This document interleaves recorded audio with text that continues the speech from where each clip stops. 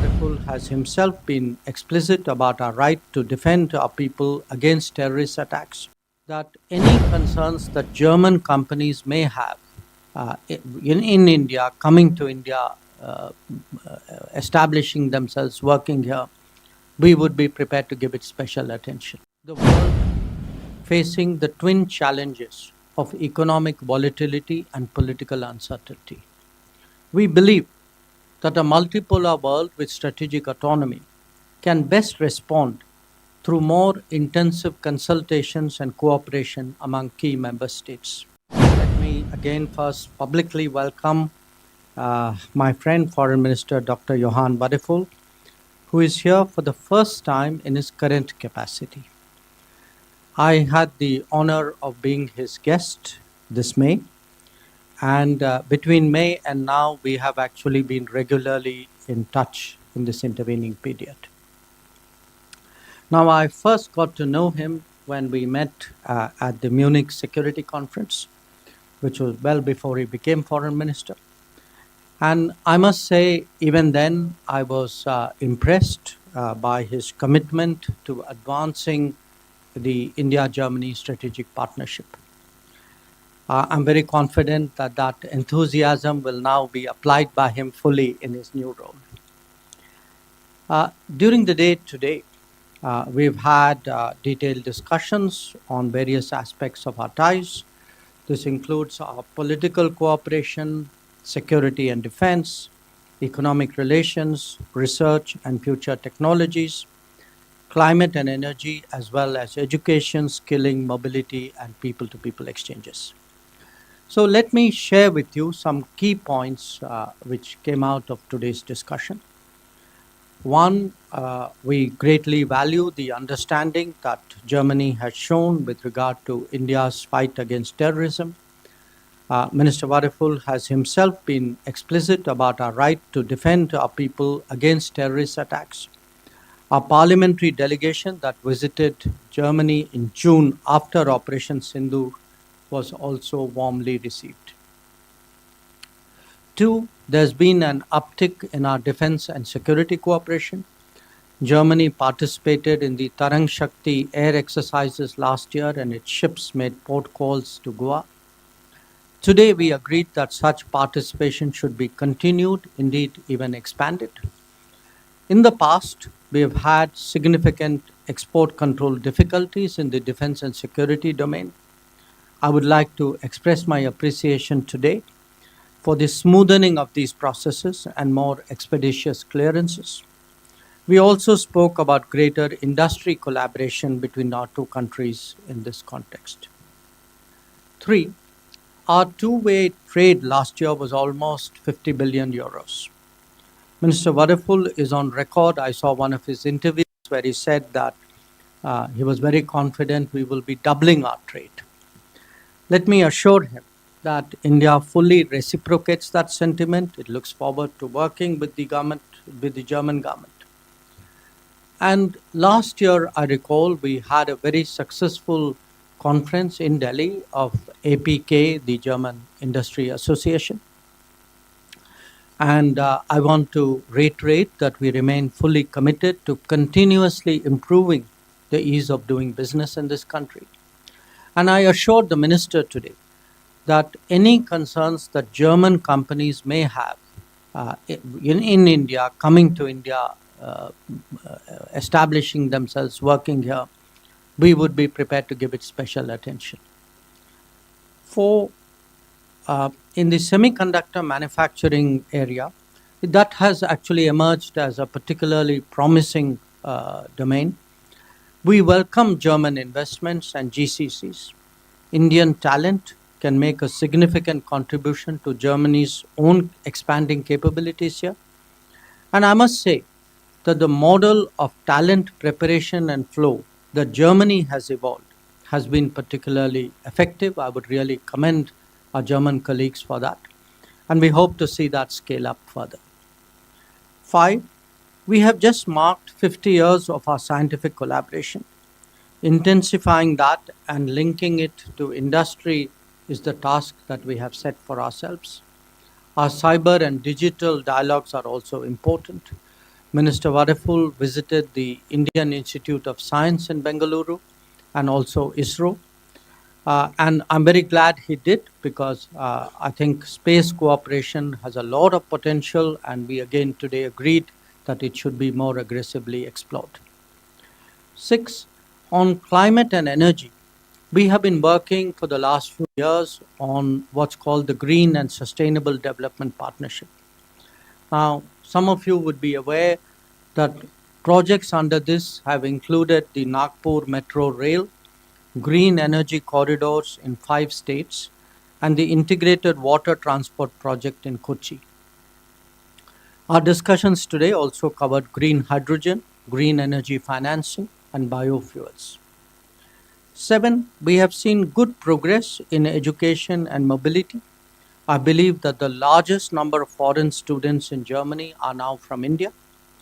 On my last 2 visits to that country, I heard praise for our community's contribution from across the political spectrum in Germany. The skilled labor strategy released by the German government offers a very good framework for mutual benefit. We have also agreed on gratis visas for short-term school and college visits to further promote student exchanges. And 8, on consular issues, I should mention that I raised the issue of Ariha Shah, an Indian child who's been in foster care of German authorities for some time. I underlined to the minister that it is essential that her cultural rights are ensured and she grows up in Indian surroundings. So this matter needs to be resolved without further delay, and I think we've had some discussions today on that subject. Needless to say, we also did a review of the global situation, of regional issues, of multilateral. It included the Ukraine conflict, West Asia, Middle East, and the Indo-Pacific. These were very, very useful, and I must say I really appreciated Minister Vareful's insights on many of these subjects. So let me conclude by stressing today that we see the world facing the twin challenges of economic volatility and political uncertainty. We believe that a multipolar world with strategic autonomy can best respond through more intensive consultations and cooperation among key member states. It is in that spirit that I welcomed Minister Vareful and his delegation today, and I must again thank him for a very open, constructive, and positive approach to intensifying our strategic partnership. Thank you. Thank you, sir.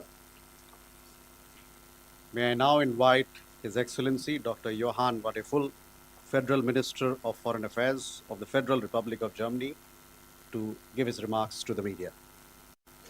Herzlichen Dank, meine sehr verehrten Damen und Herren, lieber Herr Kollege, lieber Chai. Vielen herzlichen Dank für das Thank you very much for this very cordial welcome with which you've greeted me. It was a pleasure for me to come here. We've actually met in a very short period of time for the third time. And that is a sign of the close friendship we've been able to set up. Reliability, friendship, predictability are in times like these, in times of uncertainty, in times where we witness wars and conflicts, are of invaluable value in these times. And I personally acknowledge and consider it a strong signal of friendship and cooperation of both our countries, that we can engage in this spirit of trust and friendship, and that we can look back on a 25-year period of strategic cooperation between both our countries, and that we've been able to expand it at the personal level. I share your analysis completely, 100%, that this partnerships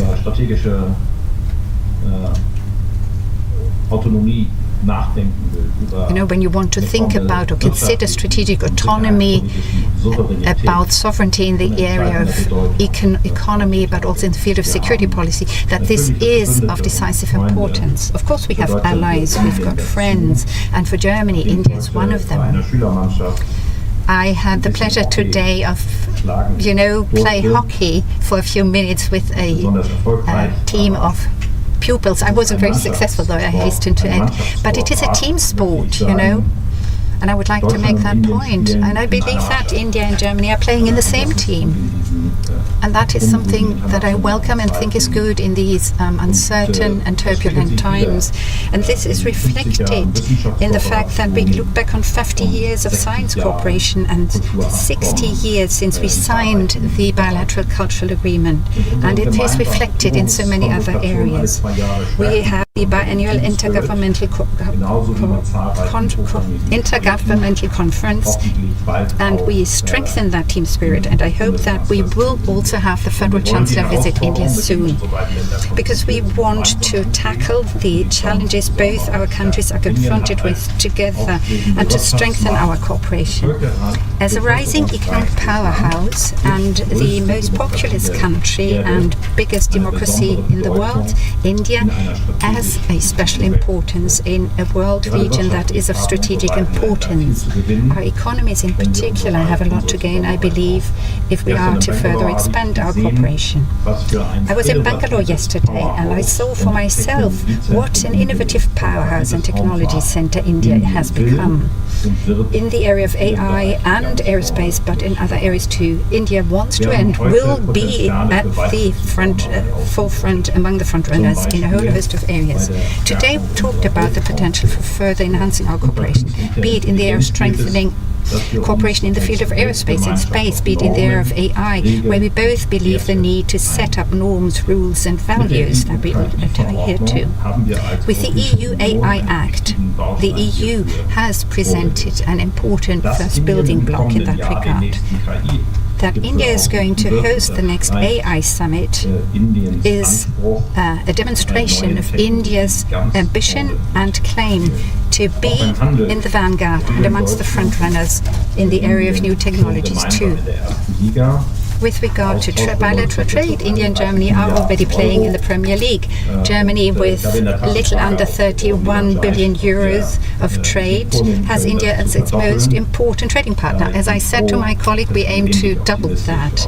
And I'm pleased to see that India takes a similarly positive and optimistic view of the chances for that. And this is why Germany strongly supports the EU-India Free Trade Agreement. And we hope that this can be speedily negotiated so that it can be concluded before the end of this year, in autumn this year, and hopefully lead to a ratification process. If others set up impediments to trade, we should respond by us lowering these impediments and hurdles.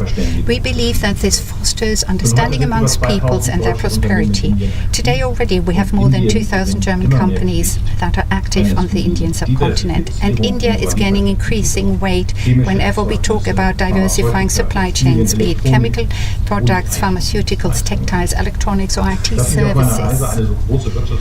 The fact that I have with me a large business delegation is a demonstration of Germany's great interest in India's market. Now we also have to make sure that market access restrictions are being reduced in order to tap that enormous potential of enhanced economic relations. We must, however, not lose sight of climate change as we strive to increase growth. Germany's contribution to India's Indo-Pacific Oceans Initiative equals to 20 million euros, the aim being to make Pacific island states resilient to climate-induced loss and damage. We both also agreed that we want to create more opportunities for Indian skilled labor and students who aim to come to Germany. We have almost 60,000 Indian students in Germany, which makes them already today the largest group of international students in Germany. Many of them choose to stay because we urgently need highly skilled and highly qualified labor. With our strategy on highly skilled labor in India, we already support the area of getting these talents to come to Germany. It's already now a genuine success story. Indian skilled workers in Germany are successful in their jobs, earn more than above average income, and show above average integration. They are an asset for the German labour market. Today, the visa center in Bangalore has been issuing already 36,000 visas last year. It is for long-term stays, and the number is increasing. In 2024, almost a third of all student visas globally were issued in India. So, as far as that is concerned, we are playing in the Champions League in the visa era. But it is equally true that we want to enhance our performance through digitizing the processes and making them more efficient. In order to expand this success story, though, we have also to improve and enhance the language training on offer. We're working with a Goethe Institute in expanding the infrastructure for German language tuition and language exams, but above all, we want to promote German as a foreign language at the schools in India. Right now we have 58 partner schools in India, and we aim to increase their number to 1,000 soon. Ladies and gentlemen, but apart from touching on bilateral relations, we also spoke about international challenges. India and Germany are united by the objective to preserve the rules-based international order. And of course that includes the freedom of maritime trade routes in the Indo-Pacific. China's increasingly aggressive behavior in the Indo-Pacific is cause for concern for both our countries. More generally, we aim to further expand our cooperation in the areas of defense, security and armaments, and we talked about this today, be that through common exercises of our forces or speeding up the granting of export licenses process for the Indo-Pacific engagement. Last year, German frigate made a port call in India. Germany stands ready to enhance this cooperation. We also talked about the fact that security in the Indo-Pacific is closely linked to security in Europe.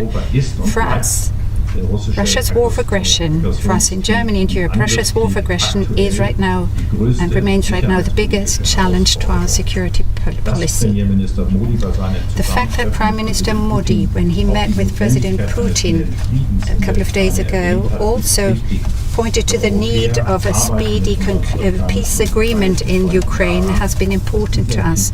We Europeans are doing our best, working with our American and Ukrainian friends to ensure that this war ends soon and that Ukraine finds peace as a sovereign state. I know that we don't always see 100% eye to eye with our Indian friends, and this is why I spoke out in favor today that India uses its relations with Russia to point to the need to make peace return to Europe, and I'm grateful for the open discussion we had here today. Peace is the basis for security, freedom and prosperity. Security, anyway, or generally speaking, is and will remain a challenge for the future. And we are pleased that in the vicinity of India too, a ceasefire has come to apply. I assured you, dear colleague, that when it comes to India defending itself against terrorism, Germany continues to be firmly at your side. I look forward to our next exchange of views, probably on the fringes of the General Assembly of the United Nations, as early as in 3 weeks in New York. So, see you again soon. Thank you.